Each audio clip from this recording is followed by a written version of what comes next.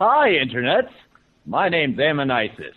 I'm here with a couple other people named Shade and Star. They're really nice people, but they want me to speak for some reason because I have a voice.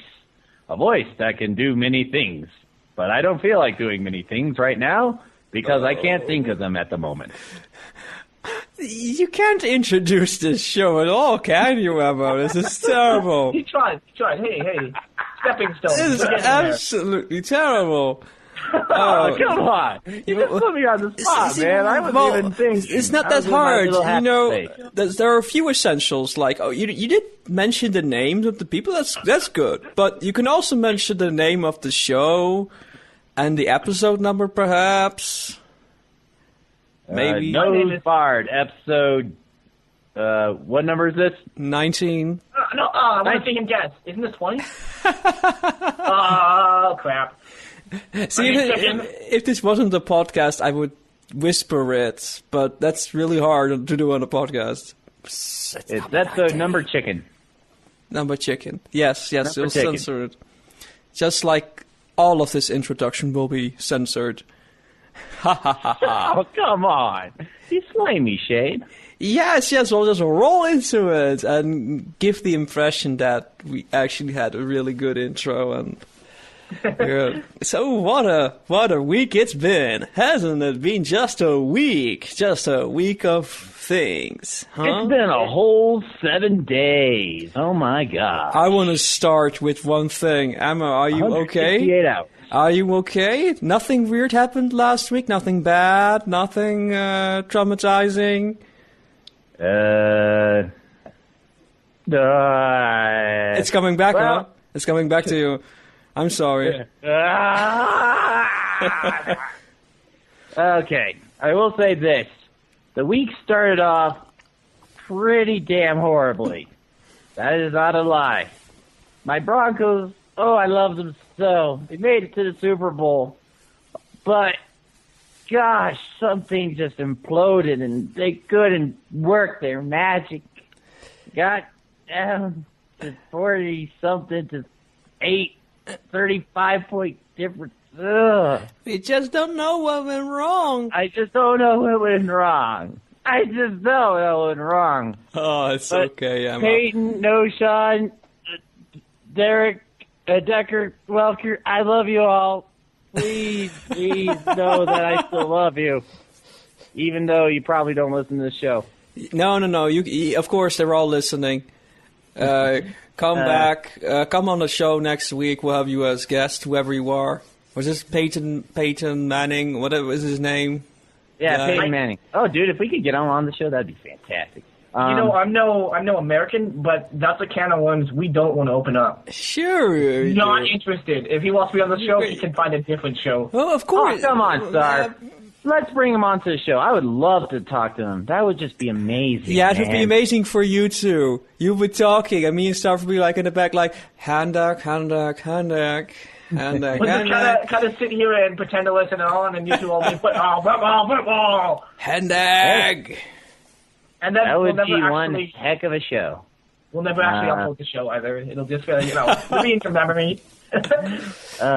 Anyways, so even though the week started off horribly, it actually turned into something pretty awesome. Like, here's the thing. My Sifu, he has to do this hip operation type thing, which will put him out for a while. Because of that, he's actually entrusting ownership to me and another student of the school. So now I'm going to be owning the school as well as his homeschool academy thing. So my pay per month is going to increase 4 times, and I'm going to become a small business owner. You'll be loaded with kung fu and money. Exactly. So that's a great thing. And then the final awesome thing this week was, well, actually, no, there's one more thing. I finally got into Attack on Titan, so, that's great. Plus that fun little game. But then the final thing was this week's episode, for some reason, was just one of the funniest things I have ever seen in my life. Well, and I'm not even overblowing that. I could barely breathe. I was laughing so hard. Are you talking about last week's episode or Yeah, last week's episode was fantastic. One of my favorites of all. But this one, last week's episode was great because Weird Al was in it and all those songs, and I've been a Weird Al fan all my life. There was just something so deliciously, painfully funny about this week's episode that I just can't really put my finger on it. Easy, guys. It's got a je ne sais quoi, just radically awesome hilarity. See, I wasn't prepared for this because I was gonna bring it to, like, as a segue, like, hey, we're gonna talk about the episode, and I'm gonna announce how it's gonna go down. First, Sarf is gonna tear it all the way down, and then you're gonna bring it back up, and I'm gonna shrug. But you're already bringing it up. With his puppet strings. The entire... this isn't on the teleprompt, by the way. This is just for making this stuff up on the spot. This isn't in the script, man. Oh. You have a script? Yeah, so we're apparently talking about the episode, huh? Okay, well... So you liked it, so what did I thought you it was think? Beautifully, deliciously funny. Oh, you wait, Ammo. It's gonna be great. Sarf is gonna talk about the episode, and you're gonna sit there and you're gonna bite your tongue. It's gonna be great. Okay. Okay. I do want to start off by saying I didn't hate the episode per se. The word that Amonitis used, funny. That's funny because that's not what I would use. I didn't hate it. One of the big problems I had with it is that, again, I don't know what it is with Rarity's character in the season we've seen so far, but for someone who's supposed to be the element of generosity, she's kind of not. And it's the same thing in the Rarity Manhattan episode that we've seen here. She's a very selfish character, I find. It's very noticeable, especially in this episode. Okay. Hold on, I'm not done. I just wanted to take that moment. This side is like, okay. Just gonna lay that one out there. So the big thing that I kind of noticed about this episode is that, to start off with, I didn't hate it, but I didn't like it. But at the same time, it kind of reminds me that we have to remember that, it's still a show for little girls. And I think, with that said, that the episode definitely was targeted more towards its target audience, not to us. And that's probably why I didn't enjoy it very much.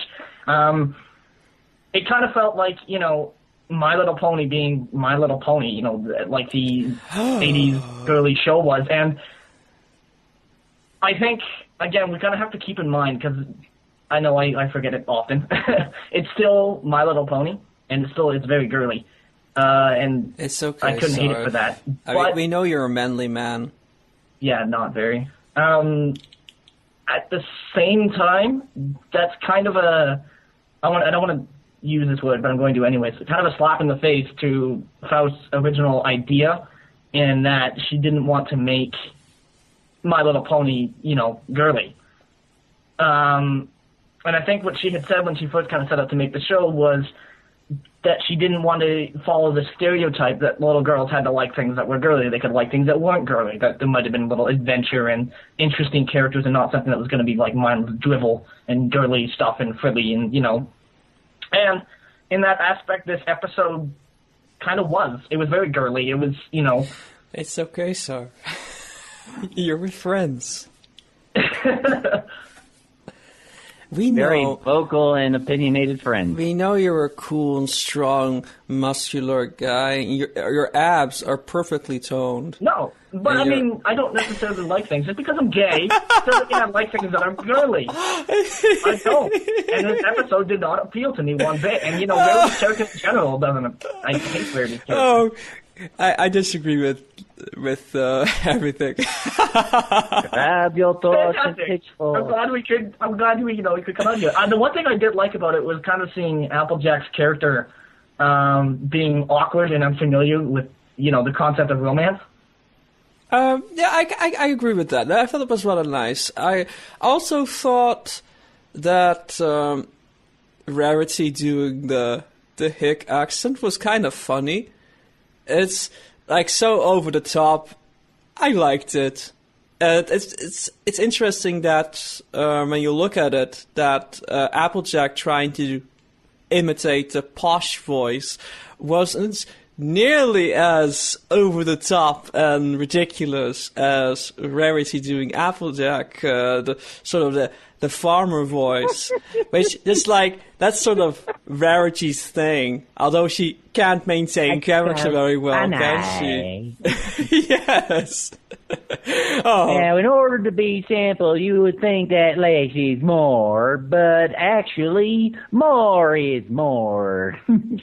Yes, exactly. I like that.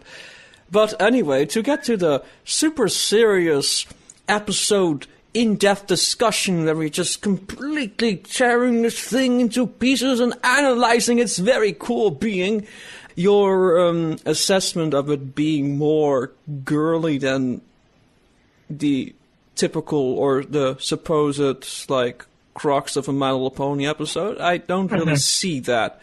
No, I don't. Because it's kind of Rarity's lot, and this might be why you don't like Rarity's character, because if you look at it, one thing I do agree with is that Rarity has had a long period where she hasn't had a lot of development. Whereas in the first season, she gets so much development. I really, really respected the character of Rarity and really liked her, and it's always interesting to see what they were going to do with her. But then halfway... Sorry, there was a couple episodes in season 1. I would agree with you. For the most part, I've never really liked her character, but in a Dog and Pony show, she was definitely a lot more likable, and she had, better reasoning behind her actions, I suppose. And character growth moment. There was character growth. In the last couple episodes, while there may have been some character growth, I suppose, especially at the end of Rarity in Manhattan, she still went through the episode being extremely selfish. And for some of that's supposed to be the element of generosity. That's one thing, because whenever any pony does something that people perceive in their very basic definition of their element, and they're just sort of not going with that particular thing, it's like you can make that argument with every pony, except maybe with Twilight Sparkle, where she's not being magical. But every other pony is like, oh, Rainbow Dash flies away, and people whining that that's the element of blah, blah, blah. It's like, oh, come on. It's like a very basic interpretation, don't you agree? I mean, you gotta admit that it's just because some ponies' element is generosity, and in fact, it's probably more interesting to have her have that element when she is the pony who has the most material desires of all the ponies. So the most materialistic pony has the generosity element. Isn't that just the beautiful conundrum of her character? So that makes it even more interesting when she learns to back off, and because what she's giving up is more than it would be for any pony else. Like Twilight Sparkle stepping aside in such a case wouldn't be worth an episode, so you won't see that because that's just not very significant. But for Rarity, it means a lot. But I also think it doesn't quite apply in this particular episode, where it's just Rarity being emotional. And emotional people do silly things. This is rule of romance number 1, and we'll hear more of that later on in this episode. It's like, when you are affected by romance, you do stupid things.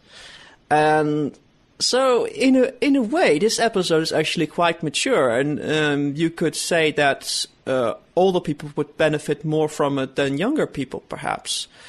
In fact, I rather like the lesson itself, although I don't think the execution is that significant that it's like, oh, what a moment. I mean, I didn't really burst into tears or anything. I thought it was a pretty nice episode, but not as great as the last one, definitely.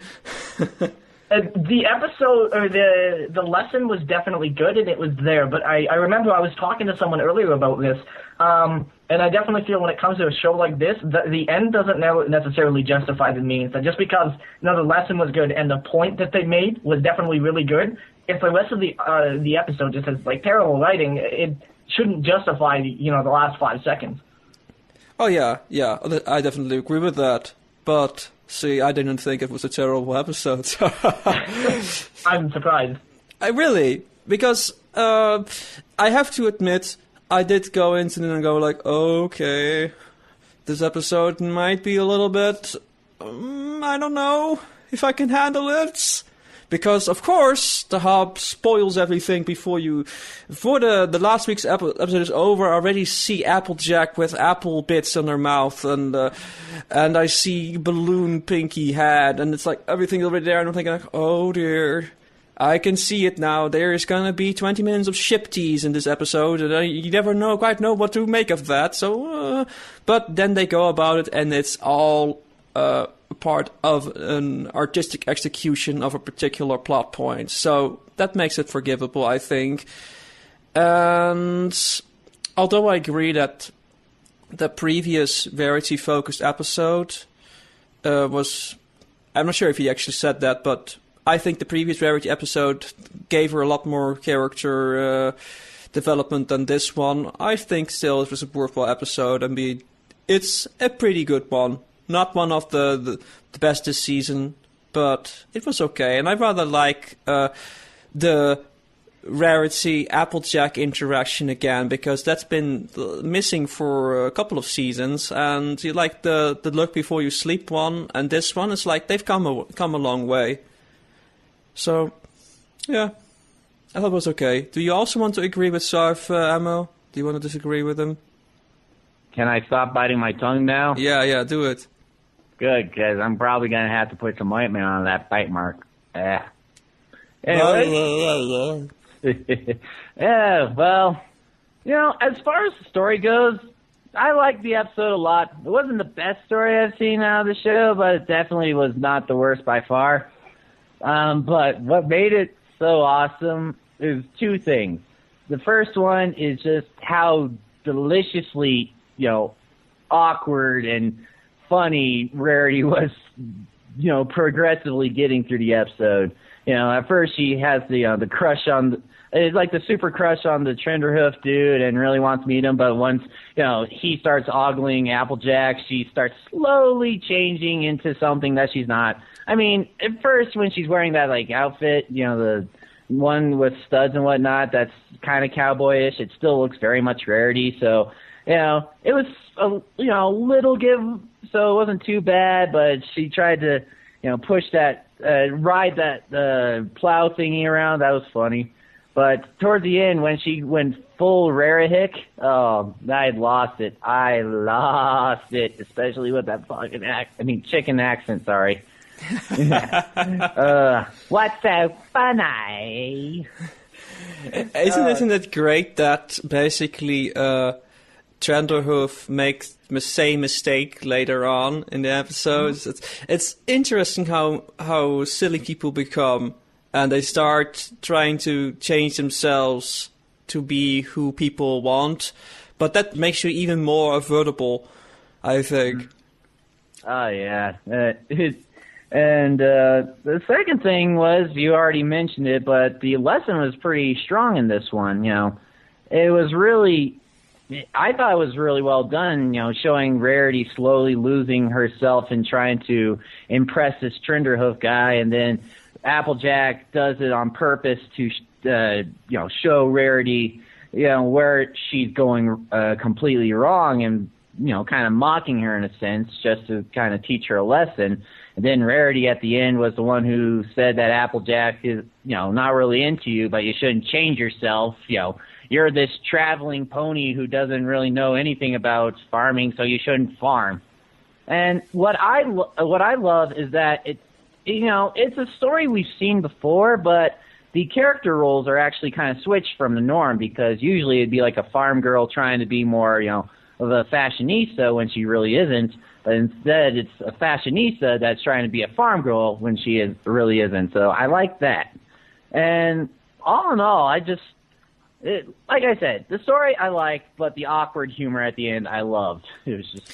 I think what you're bringing up actually is a good point, because that's an interesting way to experience a particular lesson, because when you're blind to it, it's probably because that's not the example case you see everywhere. So you get a different one, and then you're forced to think about it.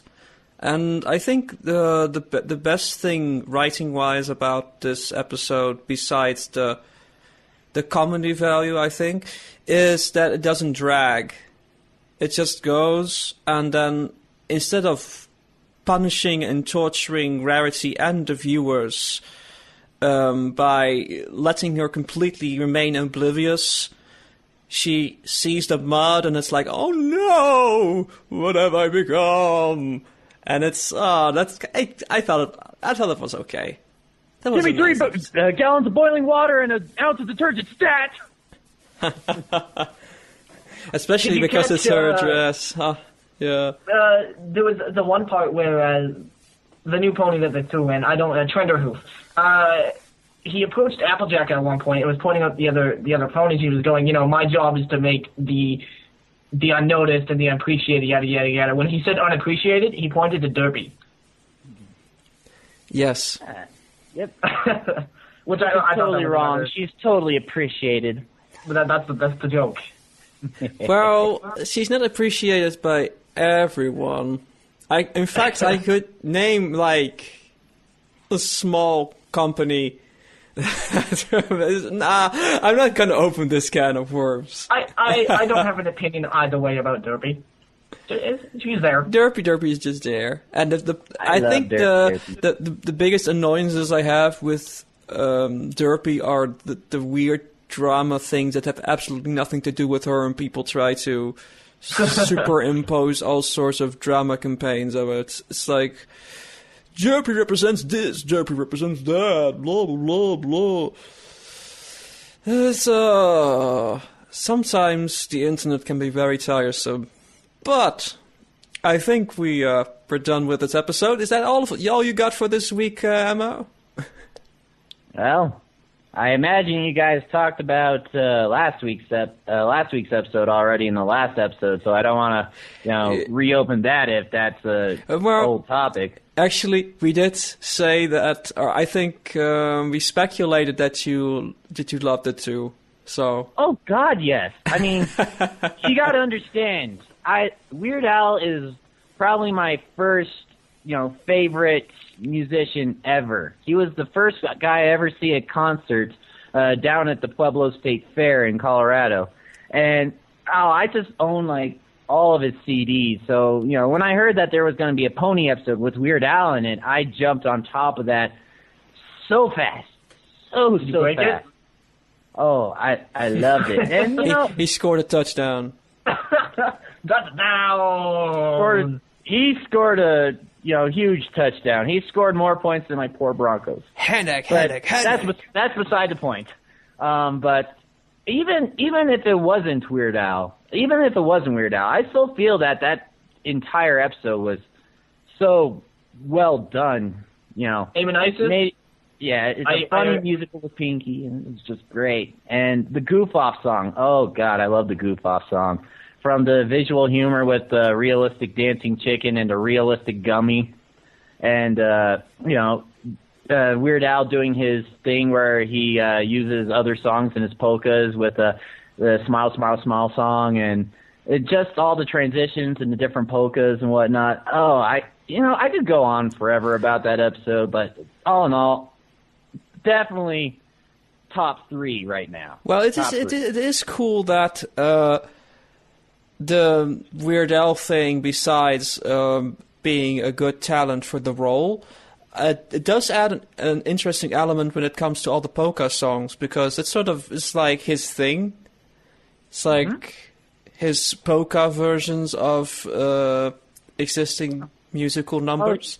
It's kind of He has a makes it a polka thing. in each of his CDs where he takes all the popular music of, whenever he's making a CD and mixing them all together. And Yes, the Goof Off that's was what I'm basically that. It was so perfect. It's that. So, okay. So, how was your week? Pretty mundane, I suppose. Nothing really happened. I don't know if you guys caught it on Twitter, though, earlier this week. Megan McCarthy made a tweet. Someone asked her, it's a her, have any of the MLP episodes been inspired by fanfics? To which she replied, no. I'm sure there are great fanfics, but please understand how insulting it is to say that we would steal the creative work of others. I would be devastated if someone stole my work. I would never do that to another writer. And then she went on to say afterwards, yikes, those last two tweets were so heavy. It's just something that comes up sometimes, and I wanted to try and nip it in the bud. By not reading fanfics, I avoid getting any idea in my head that I could call up months later, but not remember it wasn't my own. Yeah, it's actually it's almost like a legal requirement for people writing shows. Because exactly that's what she says. But it's not just a courtesy or a self-courtesy, it's almost a law. Mm-hmm. So I think there is a law about it. I'm not sure, though, so don't quote me on that. I thought it was kind of interesting to see that appear. And I know we saw it before with Faust. Fist. She kind of said the same thing, like they don't touch fanfics because they don't want to have that extra idea in their head. And I can appreciate that. And it was newsworthy enough. It was? Okay. Cool. Newsworthy for the podcast, I suppose. I like that. You're coming on with this gravity is like a thing, big thing. And I'm like, whatever, man. Well, your week may not have been interesting. No, it was not interesting. Mine was loaded with weirdnesses. So, do you want a quick bit of nerdery? I'll be done in like 2 minutes, and then I'll move on to the serious, exciting episode of the cop drama. So, first we have the nerdery. I had my brother over yesterday, and we played with the new My Little Pony card game. Yeah. Awesome. Like my first games, yeah. They did really well. I had this really great deck, and I made a new deck. He made a deck, and it was really good cards, and it's like, oh, really exciting, good games, yeah. Hey, there you put them in your protective card plates. Oh my god, I had the vinyl scratch sleeves, and they were so awesome. Oh my god, my cards are protected. I got ultra rare. I have the Heart Desire in my booster box. It's ultra rare and foil. Oh my god. It's so valuable. And there's a Magic the Gathering reference in the flavor text. Yeah. Like, really cool. So cool. Yeah, okay, that was a bit of nerdery. If you guys want more, stay tuned for the after show banter. That's the place where we always go nerd. But now we're going to CSI, the Netherlands, where all the cancer Hollanders are put on trial for their crimes and misdemeanors. So I went over to the Palace of Justice this Thursday. The Palace of Justice. It sounds fancy. It sounds fancy, and it is kind of fancy. It's like this. When you enter, the first thing you notice is that there are security officers everywhere. It's like, wow, if I get shot here, there'll be someone here to take photos. And so and here's my selfie of me next to this dead body. That's not allowed in some places. We went into that a couple of episodes ago. No selfies. So you have all these corridors going to courtrooms and all that, and then you have this really small alcove. It's like an apothecary booth. That's what it resembles. You go into this alcove. Around the corner is like this 2 by 2 meter space. It's like you can just about stand there. And there's this little view screen with the person behind it. And it's just like, I'm just here to have the meeting, so okay. And then they push a button and the revolving door opens inside the wall next to me. It's like all of a sudden there's a passageway. It's like a secret door. And I go in, there's a waiting room, and then I go see the person I'm supposed to meet, who has, of course, a silly name. Everybody in power in the Netherlands has a silly name. This is a rule. It's a law. Yeah, apparently. This is the place where they're really, really strict about it. Lawman Duffy McTiffletons. No, the actual real names are even funnier, but seeing as they're Dutch, I won't bore you with that. But it's interesting because they get a tape recorder, well, a modern version of a tape recorder. We go into the room because everything I said there was all committed to tape. Yeah. So it is interesting because, you know, I knew going into it that it would all go differently than I had imagined. I imagined that I would be in court there and the guy would just break out screaming or not even show up. You know, all sorts of weird things can happen, and when you're fantasizing or, thinking about it, you have to keep in mind it's all going to go differently. Well, this one is nipped in the bud because I learned that there are very strict rules about what I can and cannot say in the courtroom. So I imagine that the rules were like, don't call people cancer Jews or something. That makes sense. But apparently... that would rub people the wrong way, I imagine. I can imagine someone taking that personally, yeah. I can apparently only talk about my personal injuries, be they psychological or physical. Apparently, I'm not about to talk about anything else. So, you didn't take the time to advertise us? And you know, everyone, I'm on this show. It's a great show. Hold on, get this. We're called Know Who's Bard, and we're on every Sunday night.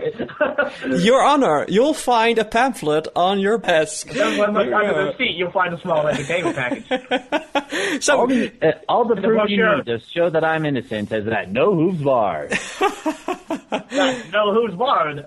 No, Tumblr.com. No, 3/4 of my plan, and now even more of my plan, as I now realize I could potentially have wanted to advertise Nose, but it's all like gone because I wasn't planning on sitting there and going like, excuse me, I had this minor concussion and I sat on my couch for a week. It's like, that is not very fascinating to tell a judge and a jury and, I don't know, several more people.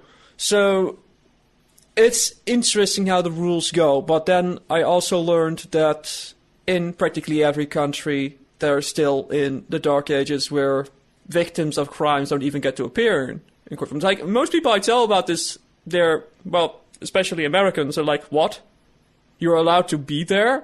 What is this nonsense? Yes, I know, it's a weird modern place, this world we live in, where victims of crimes actually have a right to do something, but apparently not the right to talk to the people who beat them up. But okay, so this is going to be interesting, and I'm going to find a way to word it really carefully because the system is set in place that it's not a requirement per se, but it's expected of me to have a written speech, and that the judge has the speech in advance, and they can like read along as I as I do my spiel, something like that. And the reason we had that meeting is so that they can compose that with me. But I don't need them, but I just wanted to know what was up and what was going to go down. So I was just using them for information gathering. But here's the other interesting thing. So I said like very blatantly what my intent was, and she was just perplexed because, to recap, this is like a 60-year-old woman or something who has spent her entire life in law, and she has never encountered this scenario where I'm gonna plea for people to not be given extra time You know, it's like, it's weird. This is like, it hasn't been done before. She was not prepared for your moral righteousness. No, he wasn't ready for this. Because she was thinking like, okay, so I get it. You want to talk to this guy and tell him what a jerk he is. That's not allowed. No, I don't have my intent at all. Well, that's funny. So, that was basically an hour long of babbling in the Palace of Justice. And stay tuned, folks, for next week, where it will be one day before the day. And it's gonna go down. It's gonna be so exciting. Oh, I'm gonna be so nervous. The Palace of Justice, not to be confused with the Ministry of Justice. Two very different things. Hopefully. Will shades it was be quite different, executed? Yeah. Find out next time. What? No. I'm on the other side of the courtroom. It's not gonna go around like that. So, to do another segue here, before we transition to the grand topic, we have at least one question that came to us via Twitter. But Twitter? Yeah, Twitter. Someone tweeted a tweet and asked a question. Do we have any more questions, Sarf, like emails? Emails, no. Okay, then this one question is gonna be the question. See, there's no new challenger because the question came from Fano over Twitter. Oh, wonderful.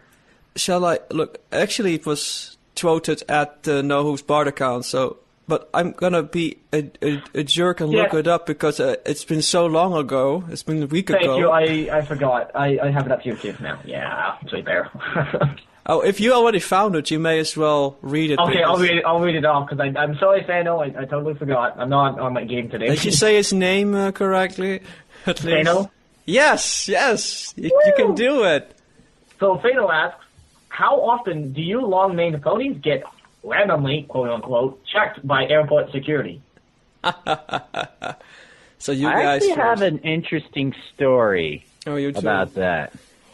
It's a story that I don't know if I should talk about on the show, but, well. Was it a very, very intrusive special strip search? Yeah, I'll keep it PG, don't worry. All right. A special story? In fact, let me go close my door really quick. Be right back. Professional radio. Alright. So, one time, I go visit my uncle in North Carolina, and, you know, I have a relatively good week. I see my relatives and whatnot. So, the day that we go back, we have to get up at like 4 o'clock in the morning and go all the way to Raleigh, where the airport is. That's and we go to the airport, and we're going through the TSA and whatnot, and apparently they find something up with me, and they check, run me through the machine, they check me again, and they keep getting these signs, so they eventually pull me off to a separate room, and it's just like, oh, okay, what's going on here? I don't know what's going on, and they do their patting thing and whatnot, and I got treated manly, I guess, by them, padding and whatnot in specific areas. You got the glove. Yeah, I got the no cavity searches, so that's good. No, okay. But it's because they found this weird substance on my hand, and they didn't know what it was, but they checked it over again, and they found that it wasn't really any harm at whatever levels it was, and I just couldn't, think of what it could possibly be, and I get through, and we're walking to our terminal, and I keep thinking, and eventually I had this epiphany. It's just like, I know exactly what it was. Okay, so going back to the night before. Chicken. And, we're gonna have to censor that whole completely thing. forgot about it until the next day. We're gonna have to censor that. Wait a minute. Censorship or not, my curiosity is now undeniable. I need to know why this is a problem. And also why you can't wash your freaking hands. I had no soap. I washed my hands with water. All right, What's but water wrong wasn't with good enough. you? I am gonna have to stress that we can't. Are you sure? This is absolutely hilarious. What if we just put, distribute a couple of chickens, every sentence has to... You can't chicken anything because it implies Chicken. content. We cannot... No, if we chicken everything that Ammo says, so he's just going chicken, chicken, chicken, then you'll have us laughing. It'll be great. Cut it out. Cut it out. Cut it out. Chicken in my room. Chicken, hot waitress. Chicken gets fondled by the TSA. I saw this hot chicken... and I really chicken, and I had Chicken. the chicken. Wait. No, I'm not uploading that. We're not streaming that. We have I like how Sarv is so squirming. Just the mere thought of that reaching the internet. What if my grandparents listen to that? Oh, and they'll find out I'm a brony and that there is a Chicken. deviant on the show. With my grandson! No! So, to answer Fano's question, yes, I was given special treatment by TSA, but not for that reason. I do have long hair, but that wasn't the point. And so here is a future post-added note for the episode. Emma just told a very interesting anecdote. Fano, if you want to hear it, you'll have to ask him yourself. It was great, but unfortunately it is great in a way that cannot appear on the show, but it was really great. It was great. The answer to the question was yes. Yes, he has been was taken aside for a random inspection thingy. Yes. There were substances involved. Have not subjected to air travel that often in my life. However, check back with me in about 4 months and I maybe I'll have a story. Well, hopefully not. But I got an interesting thing here for you because there is one commonality when it comes to messed up things happening. The United States of America. That's it. Hilarious. That's the one common thing. All these stories have one thing in common. It takes place in America because my story also takes place in the United States of America. Also with the TSA. Yay! So I went to the United States, and I have my guitar with me. So I'm a Dutch musician. That's 2 things on the checklist, but 2 things on it. So, okay. Also an interesting thing to know. Has a thing. Everything about the TSA is wrong. It's messed up. It's all one big nonsense organization. It's all about covering oneself, and it's so much bureaucracy and paranoia in one particular place that you run the risk of exploding from the sheer chicken of it. So, I'll spare you all the visa nonsense you need to get to the United States and how it's all based around money and politicians covering their own chickens, and dumb down the 6-hour tormentation I've been put through and just bring out this particularly interesting point. So after I get the screen where they do the profile and they take 16 photos of my face and do a thorough search of my passport, I get to this little room where I pick up my luggage, but it's still within the security confines, so, you still get your luggage searched and such. So I pick up my luggage, and there's like a fellow traveler, and he's asking me a couple of nonchalant questions, like really casually, like yeah, so, hey, where are you from? Is that your bag? Yeah, where are you going?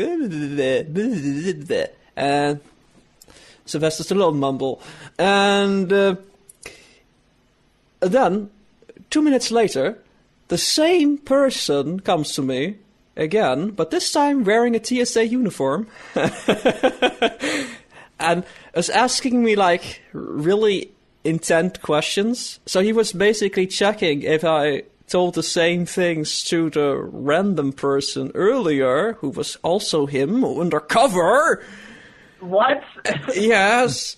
And then Some screwed up logic. And then they searched me and this 2-hour interview, and they had my guitar case searched by dogs in the dog sniffing room, where they have the junkie dogs sniffing for drugs. And Wow. it's like every article in my bag had like produced like several questions. Like, oh, what is this? Oh yeah, you're giving a gift. Oh, you're a gift-giving person. Oh yeah. Oh, yes, it's a jar of mustard. It's like, oh yeah, why mustard? It's like, yeah, I have a passing interest in mustard, and I like to subject everybody else around me to this particular interest. It's my way of embracing friendship, torturing others by giving them mustard. Ah, yes. And every piece of clothing gets analyzed. Oh, you're a size M. Ah, yes. It's like, oh my goodness, you can't make this stuff up. It just went on and on. And they asked about spiritual and political opinions and everything. Whoa! It's like, oh, great. And they asked the one particular question, how I feel about the current situation, political situation in the United States. And like, oh, I'm like, and I was all, are you sure you want me to talk about this? Because I will never stop. And that was like a bad thing to say. Another funny thing about that is they wanted to see my phone. And I have a really bad sense of humor that can get me into trouble someday. Because this was one of those old Nokias where you have a startup message. Oh god. And my Nokia. startup message was, all systems ready for terror attack. Oh my god. So I turned on my phone, and here's the thing. I realized, of course, that like, oh no, I can be in trouble now. And I just click past that message, like instantaneously. It's like the moment it appears, like, oop, here's my phone. Jeez. I was not expecting such a thorough search by someone with no sense of humor. Otherwise, I would have prepared myself better and gotten a more sane intro message on my phone. Oh, but suffice to say, Fano, the answer is yes. But it's an American thing, because here's another thing. United Kingdom likes to pretend that it's a different power than America or Europe. It likes to pretend it's on its own little thing. So, United Kingdom, the vestige of blah, blah, blah, the Commonwealth, blah, blah, blah. So, when you're coming from the Netherlands to the UK, you actually have to pass a similar sort of inspection. And they're pretty serious about it, but they're not backwards like the TSA. So you're not gonna get strip searched, Arf, if you're... Okay, I was about to ask, should I be worried? Anyway, No. you should be less worried, because since the Canadian ties with the United Kingdom are actually stronger than the United Kingdom ties with the Netherlands. So you might not even have to be, like... You can probably just show your passport and walk on through. Whereas I might have like a simple search of my backpack, but nothing ridiculous, like 6 hours of TSA nonsense. It's like, what is this going to accomplish? And when you think about it, the answer is really quite simple. So that when something goes wrong, they can say with authority, well, we asked everything we could think of. We searched everything. It wasn't us. That's really what it's all about. It's all about covering someone's chicken. Speaking of which, remember not to do things with a chicken before you get on a plane. Yeah, and if you're seeing this cool waitress and you're chicken. And now, on with the rest of the episode of No Hoof Barred. So, So we have this thing a couple of episodes ago where we got an anonymous Tumblr asking how to stay friends after a breakup, and we tried to answer that a couple of times, but the episode always exploded. So I thought maybe this time it could be an actual episode topic, and we talk about our personal experiences before going into ramble mode, if there is such a thing as the need for a ramble mode. So who's gonna go first? Ammo doesn't want to go first, I think. Do what? You don't want to go first, do you? I think it'd be more interesting if Amos starts first. Yes, Ammo, Okay. you go first. You're gonna start with me, huh? Yeah. Okay, first thing. What was the question again? Yeah, it would be great if you actually paid attention to what the other people on your podcast I do say. pay attention. It's just that my mind kind of wanders. Oh, you I mean, I don't have ADD or anything, but, you know, when I'm just kind the of best sitting thing here, is- I kind of do things. The best thing is I knew you didn't know what the question was. So, to recap, also for the benefit of our listeners, in case you're also not paying attention to what I'm saying, we had this question where it's basically about how do you stay friends after a breakup. And we went over this a couple of times, but, you know, now we're doing it for reals, and it will actually be recorded. So, why don't you tell everybody on the internet, and everybody you don't want to know about everything about you, everything there is to know about your breakups and how you manage to stay friends with the other people or not manage to stay friends with them? Well, they all ended horribly, and now I have a group, legion, if you will, of evil exes that will try to kill anyone who comes near me in video game fashion. Any diseases? Say what? Any diseases? Yes, all of them.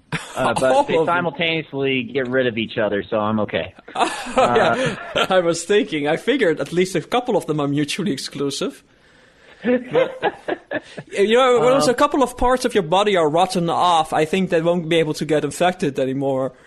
Well, I'm glad we could talk about rotten parts of my body, but I can't share my TSA story.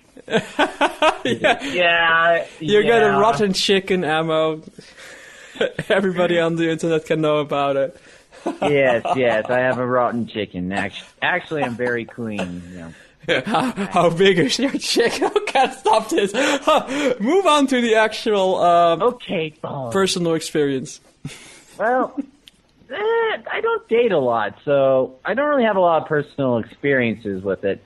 I will say, however, that the few experiences I do have, I'm still friends with the people that I broke up with, so there's that.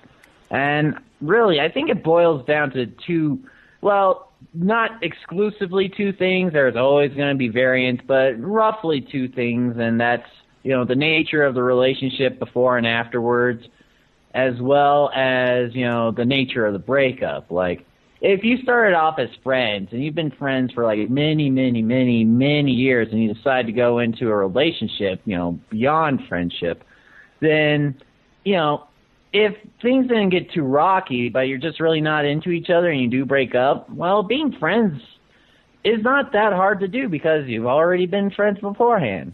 On the other side, if it was just like, you know, you see each other from across the room and you locked eyes and, you know, you looked away for a little bit, then looked back, knowing that they were doing the same thing and, you know, you got that kind of Eros thing going on. Oh, Well, and Pet if Shop you get Boy into a starts playing in the relationship, you know, background. like that, and it kind of falls apart, then it's not as easy to make a friendship afterwards of it. Not saying it's impossible, it's just not as easy.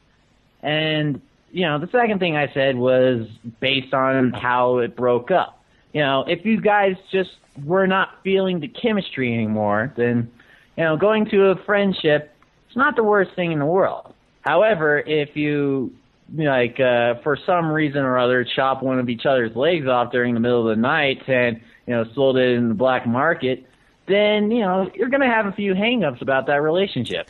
But they can't chase you when you run away, so that's good. Yeah, that's true.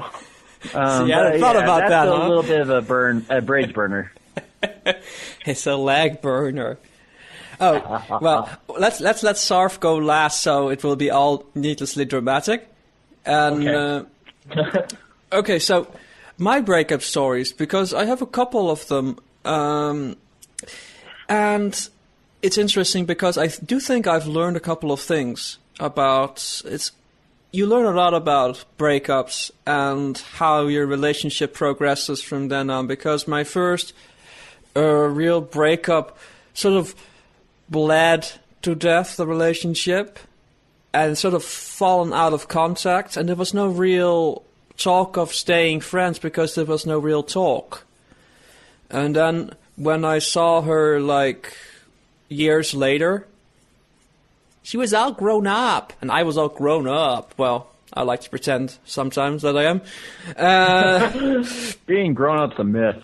Yeah, I'm so grown up. I'm so mature. I'm in my 30s. That means I'm ancient, and I'm so mature I can't make chicken jokes anymore. No.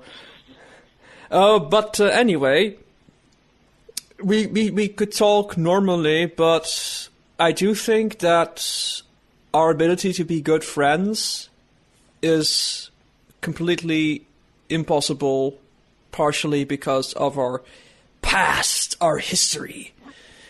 And that is something to take into account when you make really weird emotional decisions with your relationship and breaking it off. That actually does make it difficult to be friends.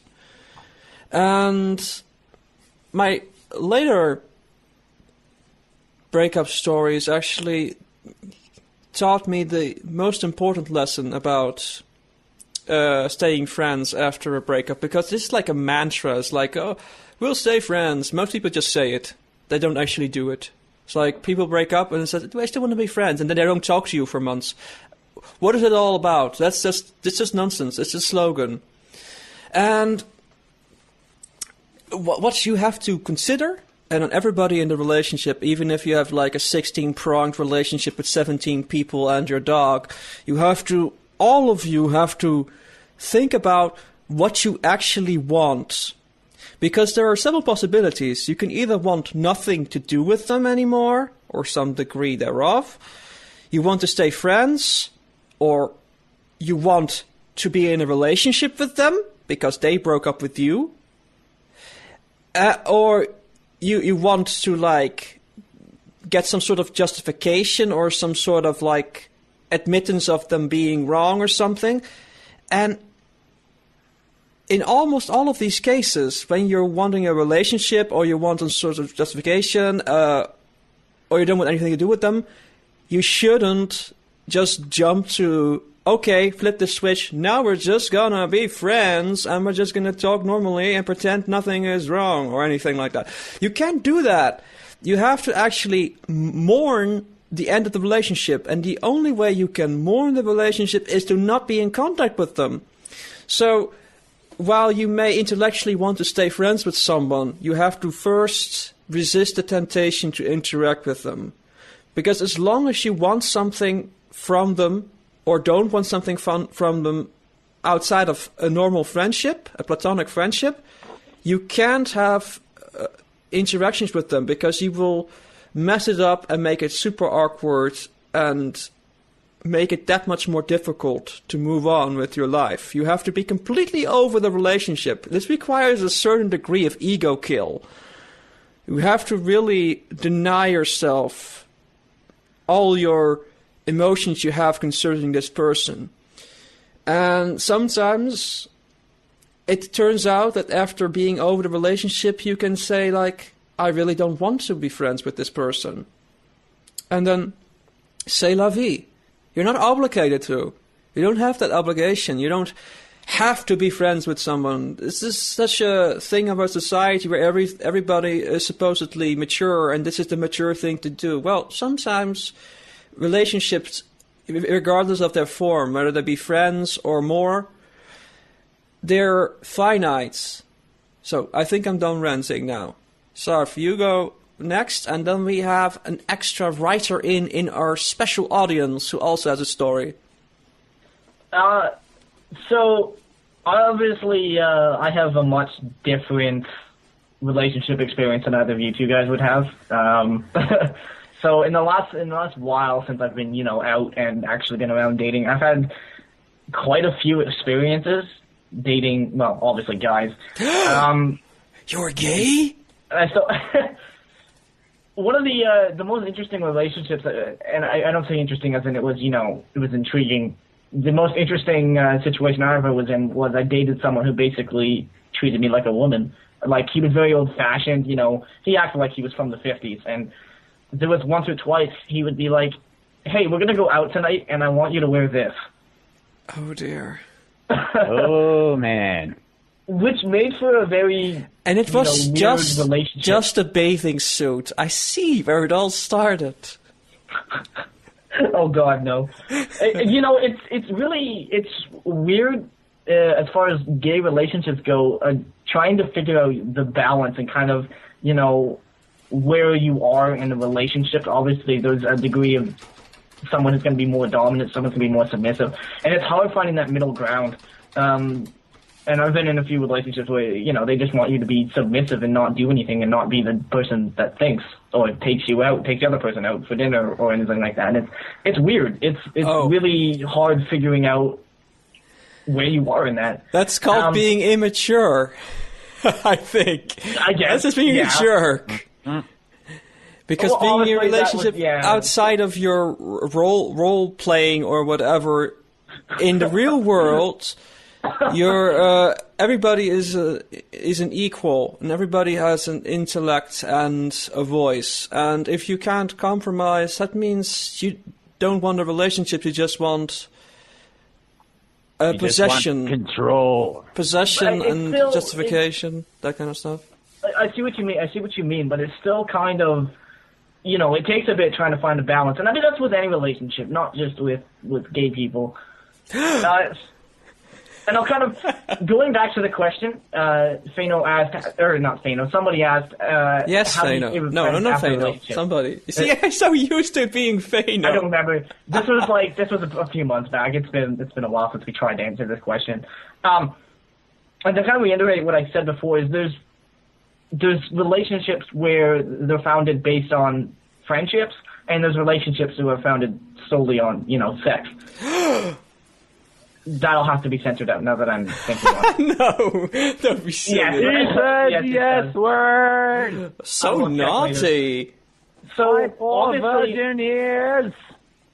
relationships that are based on friendships, and when I say that, I kind of mean, relationships that are built on common interests can I strongly, the word can, work as friendships because you have common interests, you have things that you're both going to be doing together. But if it's a relationship founded solely on sex, and you don't have anything in common, then it's not going to work without that critical element. That's very true, because you have chemistry, and if the elements of your chemistry are all intrinsic to a romantic relationship or a physical relationship, then when that relationship is over, and those were the only elements, then as you say, it's gone. But also, as Amos said, when you meet and you almost immediately leap into a relationship, you have a high probability of not only that relationship failing, but also when it does end, that you don't have a friendship, and you shouldn't force that. No, see here, you're putting words in my mouth. Not really. I did say it's harder to kind of, keep the relationship going after it broke up, as a friendship. But I didn't say that, it has a higher probability. I just took your words and improved them. What? I just took your words and improved them. Well, I like that. I improved my own words. Thank you very much. And while I do see, where friendship leading into a relationship is a good thing, I also do not deny, people that, have love at first sight of their ability to kindle relationships.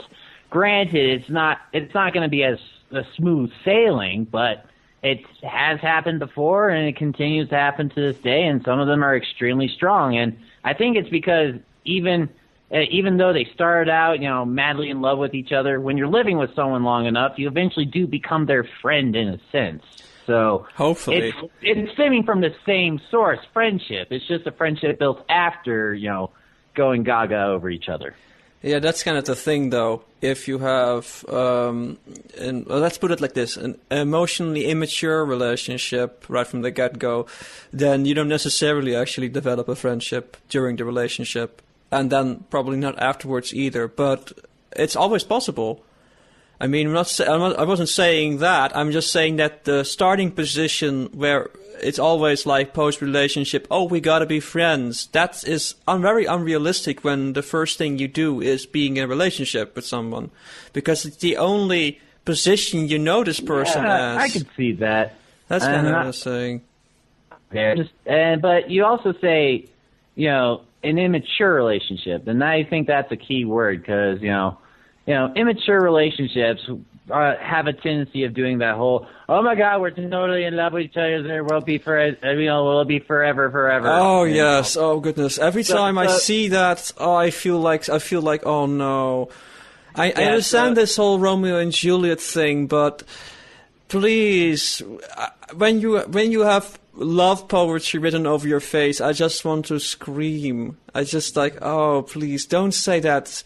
We'll be forever, even when we're dead, 600 years in the future. And you decided what, within a week of knowing someone? What is your track record? Is this your first relationship, or have you been forever in love with someone before this person? But this time it's for real? Really? It's the 5th time this week, but I know it's going to happen. I swear. Yes. It's really like a religion, a lot of it. And I know it's hard. Relationships are hard because you have to sort of walk between emotions and your intellectual understanding. And you have to sort of embrace both. You have to listen to both. And it's not easy because you're often at conflict with yourself. But anyway, we have a 4th story to share, 4th insight. Our great studio audience member who is with us in the studio but has a gag on, has written in with a story here, which I will read now. It's Bleeding Raindrops, how to stay friends after a breakup story. Okay, first he has a smiley. Smiley? I was able to remain friends after my breakup because I was proactive and warned her that it was going to be difficult when the relationship first started. Additionally, we were already close friends. When she started noticing that it wasn't working out, we had an extensive talk, leaving nothing out, and we both agreed that we simply weren't ready for a relationship. We backed off and said if anything happened, it would happen. If it didn't happen, we're still friends. I think it's been so easy because we are both so forthcoming about it, and nobody was severely hurt. We still text each other every week or so, and we're very close, but as just friends. The first impression that I had, sorry, I'll let you talk in a second. The first impression I get when she was that is that they were friends beforehand, and they had those common interests that kept them as friends, and I think that was kind of a critical point of that. It's being open. That's the thing. When that is well. Yeah. When it wasn't really working, they talked about what they wanted, and that is what you need to do. You need to be absolutely open about, also to yourself, because if you're going into yourself like, oh my goodness, I want nothing to do with this person, then what you shouldn't say is, let's be friends. And another thing is, I'm going to say I have an antipathy for it, but the just friends in many contexts is like, yeah, because when you think about it, it's often friendships that last the longest and are the most real. And whenever you have relationship problems, it's like you're counting on your friends and your friendship. They're stronger than anything else almost. So, What's the nicest way I could say I'm dumping you? Let's be friends. Because friendship is just great, It's awesome. Or what's the worst way? It's like, I don't really see you that way. You're more like a brother. So you're into that? You're into that? I Really? hate that. That's happened to me before. Oh, it stings. It stings very badly. It's not me. Okay, It's to you. everyone, don't use the brother thing. It sucks. What about sister? I'm an ISIS. I don't think about you that way. sucks too. I think of you more as a sister, sort of a hermaphroditic sister. That I You're occasionally more like have a sister to me. relations with. Why don't you have a sex change, and then we'll talk, where you'll be my sister, and then we'll go to Whoa. the special place, which we can't talk about because Sarf will whine about it. Yes. Excuse me for trying to save our integrity. Oh, is that what we're doing? We're saving our integrity. I thought all you care about is ratings, Sarf. You want ratings and you want to make money. By the way, how about our sponsor? Bring up our sponsor. We have a sponsor now, Sarf, remember? An enormous deal, like Yes, millions we of do have a money. sponsor. I totally forgot. So I don't know if you guys have noticed, but all over our, blog feeds, YouTube, all that stuff, we have a lot of really fantastic art, and all that is done by a guy who was on our show a couple weeks ago, who goes by the name of Forbes, and several other names, but we're going to stick with Forbes for now.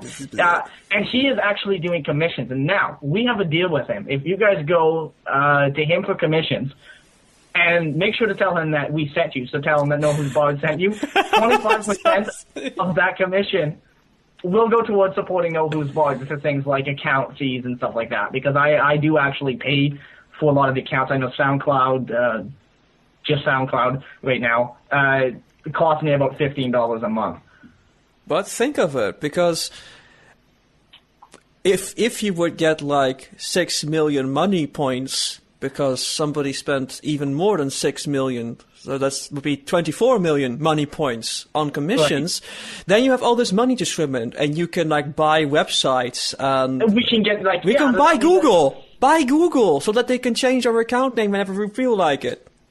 Buy Google. It supports No Who's Bard because there's podcasts always have fees and costs. I mean, it could get us a website, could get us even, broadcasting rights if we were to start playing music. Not that I would, but I mean, it benefits, it helps. Hey, maybe we can buy up like GeoCities or Zoom or something and get a website. Who the chicken uses GeoCities anymore? I mean, that's before my time. Like, that's... Jade, you're old. What? You're old. I want an Angel Fire website for I Nova's haven't even Bard. heard the word GeoCities in years. And what's the chicken is Angel Fire? It's the Lycos one. Do you know what Lycos is? No. See, the problem isn't that I'm old, it's that you're young. That's the Well, problem. hey, it's not my fault. I've only used the internet for a number of years. I'm not familiar with most As things. if it's my fault that I'm old. Yeah, I've just it been is. on the world. It's like You're not old, you're just not young. you're supposed to like pull the plug whenever I'm. When you're. Yeah, that's actually a thing. When you should do nowadays. When you get to like 24, you'll be like, oh my goodness, the internet now believes I'm old. I have to quickly I'm pull the afraid plug. to pull the plug on you because you might die in a shade. Oh, that's terrible. Oh, We're going to yes. have to let you go from the podcast because you're old. It's written in there in our policies and the employment contract. Once you become old, we just can't have you on the show. If we And in get fact, have I'm you not on the actually show, coming man. to visit you. When I'm coming to visit you, I'm only coming to tell you you're fired, and then I'm going to go, I'll just stay in Amsterdam for like 3 weeks. Yeah, you just go here to do drugs. That's the only thing you care about. Yeah, that's all I care about, I guess. So when you're visiting That's me, the drug-addicted Sarv.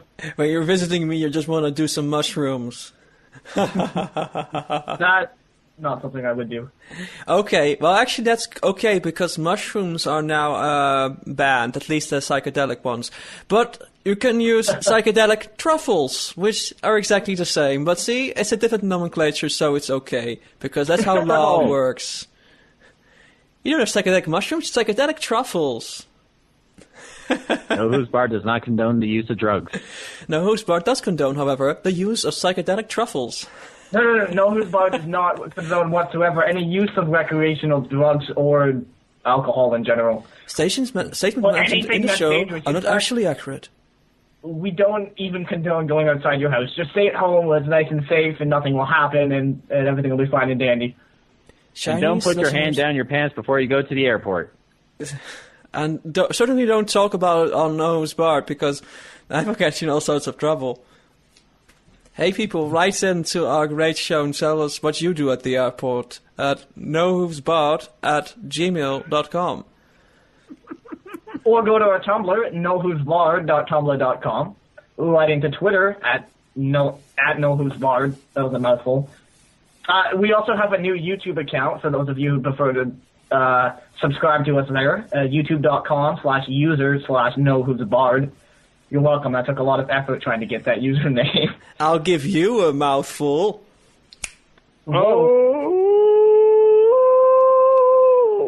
Oh my.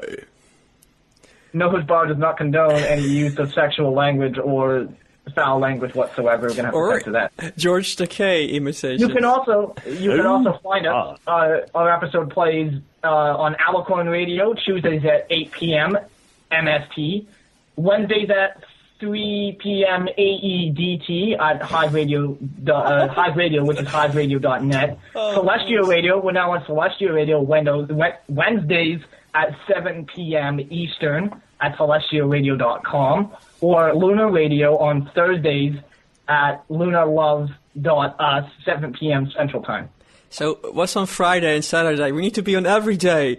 Nothing yet. We are every day we need to be on a different station, so that you go like, you wake up in the morning like, oh, what station am I going to use to listen to Know Who's Bard today? And by the time you get to the end of the week, you're all like, I think I know what they're going to say. But hey, we are talking with a certain Philly radio station that hold on, sir. You made a mistake. You're a terrible person, because on Lunar Radio it's 7 p.m. Eastern, not Central. Well, I've been misled. You know, there's a lot of radio stations to keep up here. I like that. An entire list. Yeah, it's an entire list. I love that. It's just like, oh, hold on. Now we're going to stop the show for like 5 minutes, and we're going to list up everything, plug everything. Here's our sponsor. Hey, we should do like, if we're doing a sponsorship segment, we should actually like highlight a particular part of his artwork every week, like, hey, now we did this picture of this guy, and we're gonna describe the picture to you now. This is a thing. And the next week it's like, oh, there's a different work of art now. We're gonna talk about it briefly. And you can listen to us at this station, that station, this station, that station. This show has been made possible by Nacho Chips, the only chip with nacho. It's not your chip. It is. It is my chip. It can be your chip today. Hey, you know what you should eat while listening to the show? Know Who's Bard? What do I eat during the show? Absolutely nothing, because I'm on the show, and it would be really obnoxious if I made chewing noises. But you at home, ha! You're not really a part of the show, are you? You're just the audience. You can chew and stuff all you want. But just remember to write into our show every time you can. knowwhosbard@gmail.com. Remember, if you eat on the show, we'll get a jalapeno business. Oh, yeah. See, remember to mention us every time you eat a Dorito chip, because then we get a quarter of your chip. Quarter of the chip? Are they going to send them like in a box? Yeah, or that's a sponsorship agreement. That's how it works. Yeah, absolutely.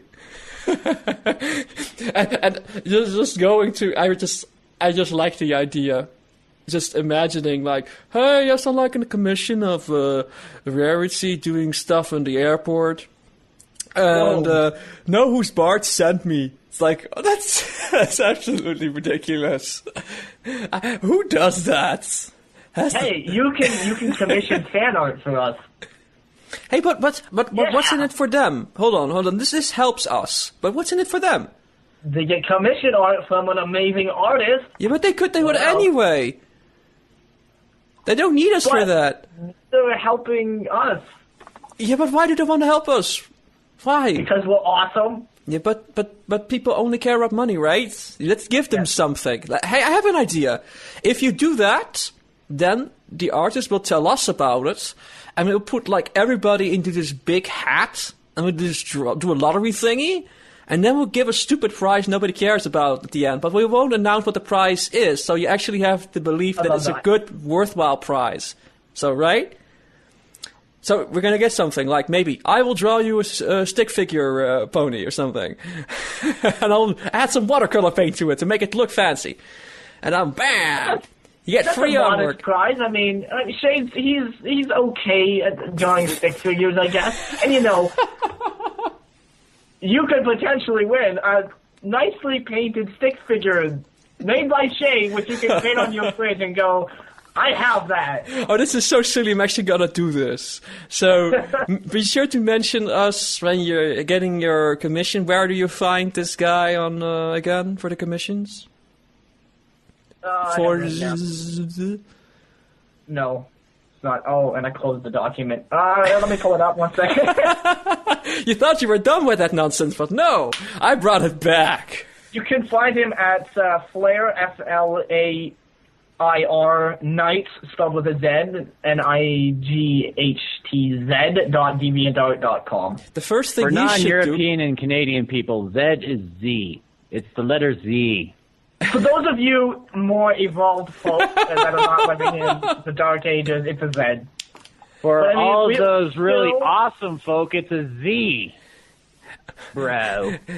People, don't worry. We'll have some sort of hand-egg ice hockey game one day, and it will unite the two countries of the Northern American continent. Hate hockey.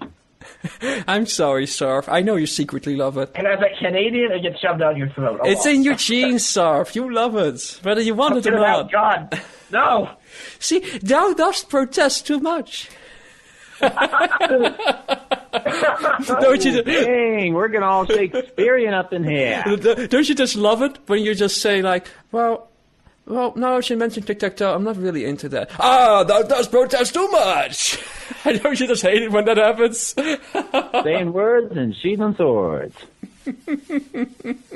So is this the show? Are we done now? I guess. Be done now. That was a long show, and Oh, Our you advertisement took 30 minutes.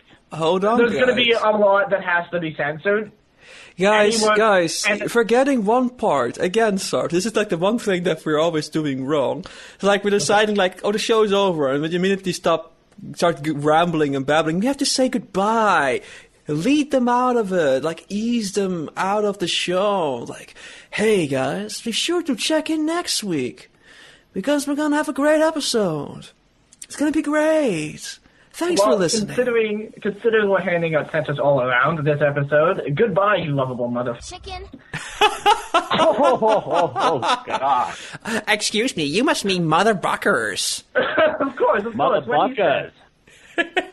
Some motherfuckers are always trying to ice skate uphill. You mother bucking full of... I don't even know what this is. You mother bucking shipheads.